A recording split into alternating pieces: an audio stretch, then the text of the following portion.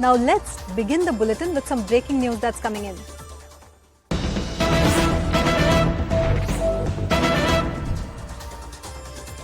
Now this is a CNN News 18 exclusive, and we are getting this exclusive news break on Pakistan IMF 9th review.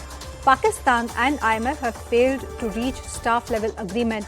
Pakistan requests IMF, says that they can't cut military expenditures immediately and need some time to review the defense budget. IMF tells Pakistan meanwhile that they can't trust Pakistan's commitments and that everything has to be done up front. Pakistan and the International Monetary Fund have failed to reach a staff-level agreement on Thursday, but agreed to a broad framework aimed at satisfying the lender of the last resort in coming days. The fund has rejected the gradual approach proposal of Pakistan, saying everything has to be done upfront. The standoff and deadlock came after Pakistan officials declined the condition of cut in defense budget of 10% to 20% as committed in the earlier talks. Now, to get us more details on this, I'm being joined by my colleague Abhishek Jha on the phone line. Abhishek, Pakistan had already tried to generate an all-party consensus on this.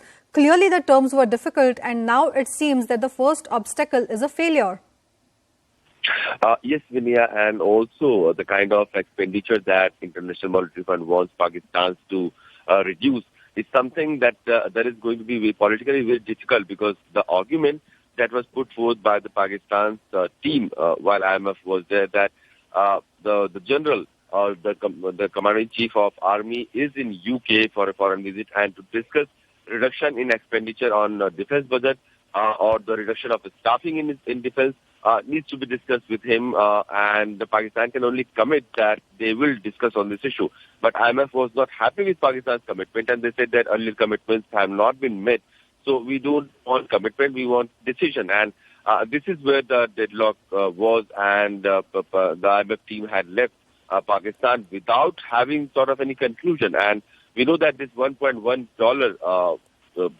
billion of money is very essential for Pakistan, because Pakistan doesn't have enough of foreign exchange reserve to buy essential commodities, to import fuels and other essential food items from abroad. And it is on the brink of defaulting on its exchange, on its payments. So it's a crucial time, but Pakistan is really being pushed hard by IMF to reform and reset its economic order, which Pakistan is really finding difficult because of its multiple political and other reasons. Well, as you rightly point out, Abhishek, there is a severity in the economic crisis that Pakistan is facing. In fact, the external funding is crucial for its $350 billion economy facing a balance of payment crisis. At such a time, these crucial talks failing clearly doesn't behave well for Pakistan. Yes, and we know that Pakistan, it is not if IMF decides to bail out Pakistan or release the ninth tranche of $1.1 billion, it will also pay bills to other countries or other international monetary funds to come and help Pakistan, because IMF has a credibility, and if it goes ahead with its decision to release funds for Pakistan, that means there is a credibility in Pakistan's policy making. There is a ability of Pakistan to repayment the loan it is taking, and that will allow other institutions to decide upon whether they should go ahead to help Pakistan with more dollars or not. Also, other countries are also waiting if IMF decision to give Pakistan more money is taken. Money from other countries may also come to Pakistan. So this is not just the $1.1 billion that is going to come from IMF if all goes well, but also the conducive environment that will be created when Pakistan can seek help from other institutions and countries as well. We know that Pakistan has been seeking help from Saudi, UAE, China for that matter. And in fact, Saudi and UAE, they have deposited billions of dollars in Pakistan's reserve bank so that Pakistan doesn't default or it doesn't have the crash the balance of payment.